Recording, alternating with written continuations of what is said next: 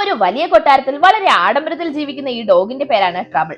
ട്രബിളിന്റെ owner ആരാണെന്ന് വെച്ചാൽ ഈ കൊട്ടാരത്തിന് തന്നെ ഓണറായ ഈ മുത്തശ്ശിയാണ്. ആ മുത്തശ്ശിക്ക് ആരുമില്ലാത്തത് കൊണ്ട് അവനെ സ്വന്തം മകനെ പോലെ വളർത്തുന്നു. ദിവസവും രാവിലെ അവിടെ ജോലി ചെയ്യുന്നവർ ട്രബിളിനെ ഉണർത്തി മേക്കപ്പ് ചെയ്യുന്നതും നഖം വെട്ടിക്കുന്നതും അങ്ങനെ എല്ലാം ചെയ്തു കൊടുക്കുന്നു. അത് മാത്രമല്ല, നമ്മുടെ ട്രബിളിന് അവന്റെ ശരീരത്തിൽ അഴുക്കാവുന്നത് ഇഷ്ടമേ അല്ല.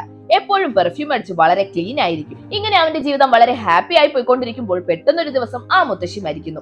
ആ വിവരം അറിഞ്ഞ ഉടനെ അവരുടെ അകന്ന ബന്ധത്തിലുള്ള 2 പേർ ആ കൊട്ടാരത്തിലേക്ക് വരുന്നു. വന്നവർ മുത്തശ്ശി മരിച്ചല്ലോ എന്ന് പറഞ്ഞ് ആക്ട് ചെയ്ത് കരയുന്നു. കാരണം ആ മുത്തശ്ശിയുടെ സ്വത്ത് മുഴുവനും വേറെ അവകാശികളൊന്നും ഇല്ലാത്തത് കൊണ്ട് തന്നെ അവർ സ്വന്തമാക്കാമെന്ന് വിചാരിക്കുന്നു.